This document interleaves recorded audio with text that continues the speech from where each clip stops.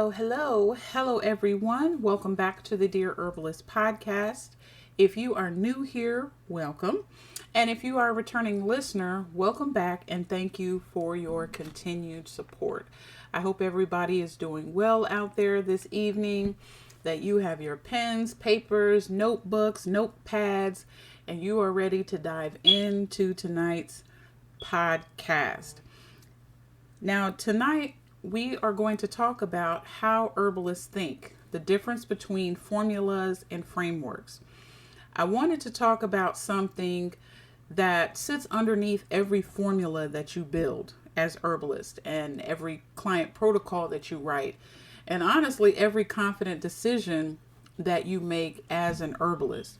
So we're going to talk about how herbalists think, specifically the difference between formulas and frameworks, because you hear that a lot in herbal medicine, in plant medicine, and a lot of herbal education, especially online, it trains people to collect formulas. So you're looking at this herb for that symptom or this tea for that condition, and that can feel useful to you at first, but it doesn't actually create herbal practitioners. It just creates people that can use recipes. It doesn't teach people how to think. And my goal in this conversation is to pull back the curtain on the thinking process behind good herbal work. So by the end of this podcast, I would like you to be able to ask yourself in any situation, am I just reaching for a formula or am I working from a framework? And that is very important.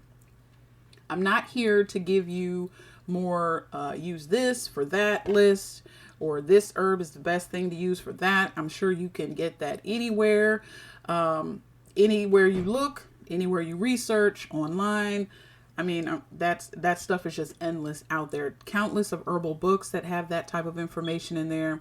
But I'm talking to the people that are at that point where, okay, I get I'm supposed to use this recipe for that. But what happens when I plug it into this condition with this person and it doesn't work? How do I pivot? How do I come to an understanding of, oh, shoot, how do I analyze it? Right? How do I analyze what's going on? And so a lot of people, like I said before, are missing those decision framework. I'm here to help you build the kind of clinical reasoning that is going to make you safe, creative, and adaptable, even when there isn't a pre-made formula that sits in front of you. So let's first talk about what most herbalists are taught. Okay, formulas first. We're going to start with the familiar formulas. A formula is a specific combination of herbs in specific portions for a specific purpose. So think of digestive tea, or an immune syrup or tonic, or a named traditional formula. These are all formulas. And they can be helpful in two ways. One, they give us examples of what has worked historically, and they can be a starting point for pattern recognition. But when you teach the formulas in isolation, using this for that model, they can very quickly become a crutch. So if you've ever had that moment of panic where you have a client situation that doesn't match any of your memorized recipes, you've already felt the limits of the formula only thinking. You're sitting there thinking to yourself like, okay, I know a liver formula, I know a stress formula, I know a digestion formula, but what do I do with this complex human who has all three of these situations? Their immune system, is very high functioning. And then they have a weird schedule. They have a laundry list of medications that they're on, and they're high stress. What do I do? And this is where the frameworks come in. This is why I teach frameworks. So what is a framework? What do I mean when I say that? A framework is the underlying thinking pattern that you use to understand what's going on and to decide what to do. It's not tied to one plant. It's not tied to one recipe. It's something that you can use. It's a reusable mental structure that you can apply to many different people in many different contexts. So you want to think of a framework like a map or decision matrix. So for example, if the framework is problem, pathway, product, right? You'll start with the pattern or the need, what's going on with the body. Then you identify the pathway. So you identify the body system or pathway that is most relevant. Then you choose the product or the form that actually fits the person's life. Another framework is roles in a formula. So you may have the primary, support, directional, catalyst. That could be a framework. And that structure works whether you're building a tea, a tincture, or a topical. Why? Because you have to have that primary herb that is the driver. It focuses on that one main thing that is driving all the other symptoms as well as all the other disruptions in the body. So these frameworks that you have in your mind, it doesn't matter if it's a tea or a tincture or something that someone's putting on their skin. Frameworks are what allow you to improvise safely. And that's key. When you understand the process, you're not trapped by whether someone has already written a formula for this exact scenario, because that is what's going to make you somebody that's really not confident, because you're like, oh shoot, I read that you always do this particular formula for this particular issue, but the client tried it and it didn't work. Now what do I do? Do you give them a whole nother formula, or do you go back to the drawing board? So as you're listening, you're going to ask yourself, when I sit down to design something, I want you to ask yourself, do I typically start with a plant? Do I start with a recipe? Or do I start with a framework? And this is something that I want you to kind of reflect on in the days ahead, and even as I'm talking now. Where do you start? So let's make this really concrete with an example. So I'll give you a scenario. Let's say you're working with someone who has mild bloating after meals. They're exhausted after work, and they almost have no time for cooking or any type of elaborate self-care. So if you're operating in formula mode, you're going to look at this situation like, okay, I know a digestive tea formula, and I'll just give them that. So you pull the recipe and maybe tweak it with a plant or two, and then you send them off with a multi-step tea that they realistically won't make after a 10-hour day, right? But you do that. And the herbs might be perfect on paper, but the framework is missing. There's no match to their actual life. Now let's look at the same case from a framework perspective, right? Same case, person with the same issues. Now we're going to run it through the problem, pathway, product framework. The problem, as we've already discussed with this case, is that they have mild post-meal bloating and they have fatigue. So now we have to look at the pathway. What is the pathway in the body that is driving this? That's the upper GI system, okay? The liver, and maybe the nervous system, right? All of these kind of tone around digestion. So now that we know that these are the drivers, let's look at the product. What form fits this life? And when I say this life, I mean this lifestyle, right? If they have an office job and they have a long commute, they don't have any kitchen time.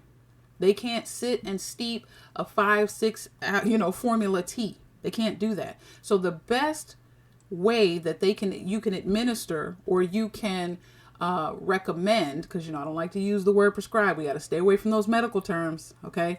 The best way that you can say, these are the type of herbs that's going to be able to help you, put it in this form. The best form for them is probably a portable tincture or a capsule, not necessarily a tea. Then you layer a second framework. Once you've got that primary framework of problem, pathway, product, now you go into the second framework of primary, support, directional, catalyst. And this is worded different ways in different cultures, okay?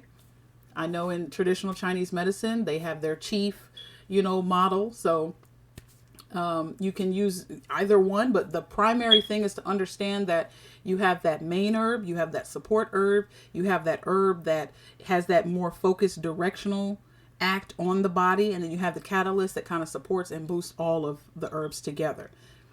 So now you layer a second framework, okay? Primary, support, directional, and catalyst. Primary is going to be an herb that actually stimulates and soothes the digestion of this case, okay? The herb that you choose for this case we're talking about. The second is support. So you can use a carminative for gas or any type of spasms in the gut. Next is directional. So you want something that's going to put the bile and the liver and things like that on the move. If there's any type of stagnation, you need an herb that kind of nudges the liver and the bile flow. And then the catalyst, you may not always need it, but if you need it, then you want to pick an herb that will improve circulation as well as the flavor. And in these herbs, especially multi-herb formulas, flavor is very important if you want people to be able to take what it is that you are doing. If you want compliance, make sure that it tastes good. Now, I'm not saying it has to taste sugary and all that stuff. That's a no-go. But it at least has to be palatable. Something super bitter, they're not going to take that in a whole cup of tea. No way. Okay? No. But if you look at the framework that I just described to you, notice that we still haven't committed to exact herbs, right? We talked about an herb that stimulates and soothes digestion. We talked about, and that's the primary herb, we talked about a support herb, which could be a carminative for gas and spasms. Then we talked about a directional herb, something that will nudge the liver and the bile flow. And then we talked about a catalyst, something that will improve circulation or flavor. So we haven't committed at this stage, we haven't committed to any exact herbs, but what we are doing is thinking in terms of roles and pathways first. Now, the final step, okay, is the formula. The formula doesn't come first. The framework comes first. The formula comes second. Once you have a set plan in terms of what the type of herbs that you need, right? Now it's time for the final formula. And these are where you hone in on specific plants and specific ratios. And this emerges from the framework and not the other way around. So this is the shift. The formulas become outputs of your thinking and not the starting point. And this is where that paradigm shift has to change in herbal medicine, because a lot of people are trained to think about the formula first. And based on a few words that the client may have said, just generalize it and say, oh, stomach issues, here, digest a formula, keep it moving. No. Let's think about, and really let's talk about, I should say, how herbalists actually reason. There is a dual process in our thinking, or at least there should be, and at least that's what I'm trying to train people to do, is have that dual process of thinking. So we're going to zoom out for a moment and talk about the kind of thinking experienced herbalists actually used. So when researchers have listened to herbal practitioners talk through their cases, they find something interesting. They find that herbalists use both analytical and step-by-step reasoning and pattern recognition, as well as intuition. On one side, there's the analytical track. So you're asking, what is the main pattern? What system is primary? What's the risk profile? What's the person's context? What type of medications are they on? Are there any red flags? You're choosing herbs based on known actions, contraindications, and mechanisms. On the other side, there's the intuitive or pattern recognition track. So after years of seeing similar cases, your brain recognizes, okay, this cluster of fatigue, bloating, and irritability feels like X terrain. You may not consciously be able to articulate every step, and that's okay, but you just know the direction that you're supposed to go in. And that's where the intuitive pattern recognition track comes in. A framework gives the analytic side something solid to stand on, and it also makes your intuition visible and teachable. When you force yourself to say this herb is primary because, this herb is directional because, this product makes sense because, and you can give this product form, whether it be a tincture or tea or pill, because you're actually unpacking that intentional intuitive pattern into a structure another practitioner or even your future self can actually follow. This is how you move from, I just throw in herbs that feel right, to I can explain my decision making clearly to a colleague, a client, or even in a legal context. Because herbalists, especially nowadays, they call it woo, right? And that is the spiritual aspects of herbal medicine that people tend to put more primary. And then they want to try to communicate those things in spaces where people are like, yeah, but how and why? And some things just can't be explained on a spiritual level. It's really hard to explain those things. But when it comes to plants and their chemistry and the body's chemistry and all that, these things can be explained. So we should be able to have that knowledge as herbalists so we can explain it. Not so that we can, pretend we're super smart or we get these answers from the cosmos. There are sometimes you may hear that silent whisper of don't use this, use that. Right? But even in that, there is still a reason. And so being able to explain it, especially as colleagues, it's not always this ancient spiritual secret, mythical, it's not always that. There are facts and science behind herbal medicine. And this is the reason why herbal medicine is important, because if you understand those things behind it and you have those frameworks to help structure and keep you on track, you're going to be a bad mama jamma out here in these streets. You really are. You really, really are. You already are.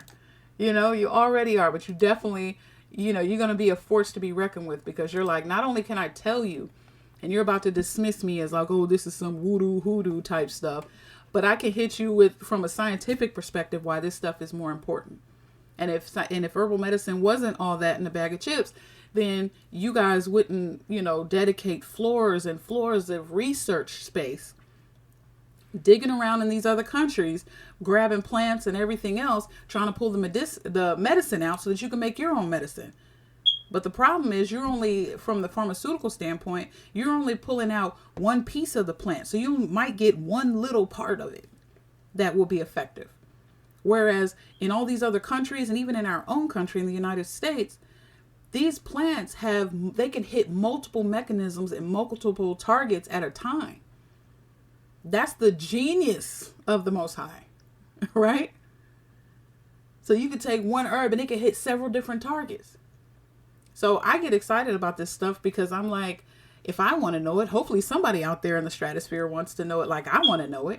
I get the spiritual side of that, but I also want to know like the intellectual side. I want to know the natural side. I want to know the scientific side behind it so that I too can explain it, but also I can understand it. It also helps you add another layer of safety. Okay, because people want to go to these different spiritual realms, not realizing that you're not as strong spiritually as you think you are. You're not as connected as you think you are. And some of these people, you don't even know what source you're talking to. And so when it comes to that realm and those elements, you don't really know what to ask. Or you're hoping that whatever is speaking to you is accurate so that you don't mess up somebody's life, you don't kill them. Hopefully you're talking to the right person.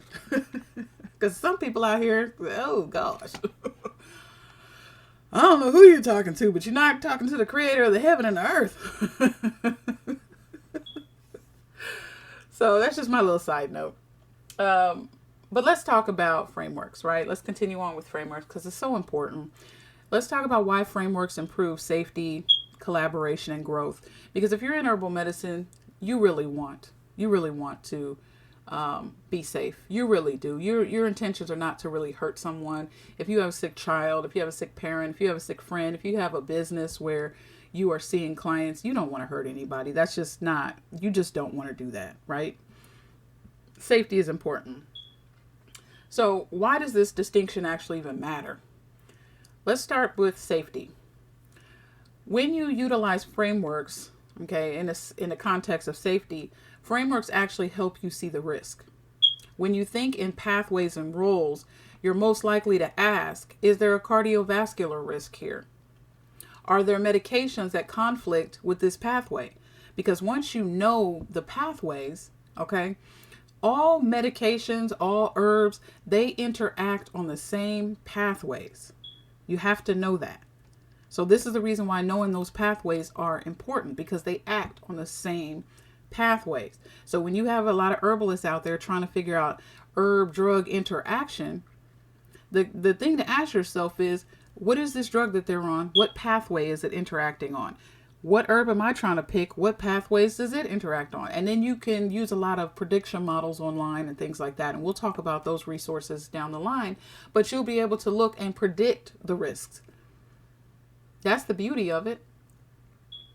And then you're asking, is this person's nervous system so depleted that I need to go slower? Not jolt them like somebody's, pulling the string on a lawnmower,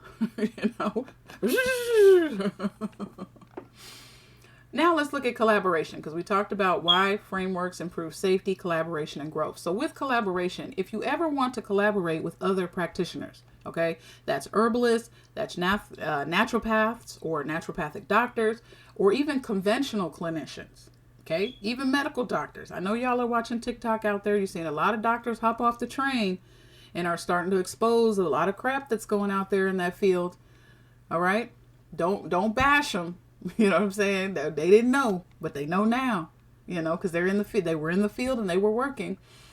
When you collaborate with them, you need to be able to show your reasoning and not just your recipes. Because in these areas, especially naturopathic doctors and conventional clinicians, they are kind of taught, okay, the what and the why. We're like, hey, this is just the best recipe for it. Traditionally, that's what they used it for. But when you talk in terms of a framework lets you say, here's the pattern that I'm addressing. Here's the pathway that I've chosen to target. And here's why I picked this form and these roles. Now that's a conversation, right? And then third, growth. Formulas can be memorized in a weekend. Let's just be real. Really, depending on how many you got, they can be memorized in a day. But frameworks will grow with you. As you learn more about physiology, pharmacology, or even energetics, you can plug that new knowledge into the same underlying structure, and your work is going to get deeper, not just more cluttered. You stop asking yourself, what herb is good for X? And start asking, what's really going on here? What's the cleanest, safest way to influence that system for this person? In this life context, because you have to consider their current lifestyle. That in and of itself is a completely different level of how you function, think, and practice as an herbalist. So let me give you some practical takeaways and some reflective questions. I want to close with a few practical ways you can start shifting from the formula first mindset, let me say that, to frameworks in your own work as herbalist, whether you're clinical, whether you're a community herbalist, whether you're a product making herbalist, whether you are a veterinary herbalist, whatever your goals and functions are. Okay. I want to close with a few practical ways you can start, shifting from those formula first thinking into some frameworks. So first, take a formula that you already use and I want you to reverse engineer it. So what's the main problem or pattern that this particular formula that you created was built for? What pathways is it actually addressing? And I want to say really quickly, because you're going to hear me say a lot about pathways, right? A lot about pathways. It's very important to understand the pathways, because a lot of herbalists are trying to figure out, how can I make a more targeted herbal formulation? What is the best way that I could predict the outcome? Because you never know 100%. You can't ever promise 100% results. But if you can at least get to 90%, you've done something. So what's the best way I can get to 90%? You got to know those pathways. You got to know them.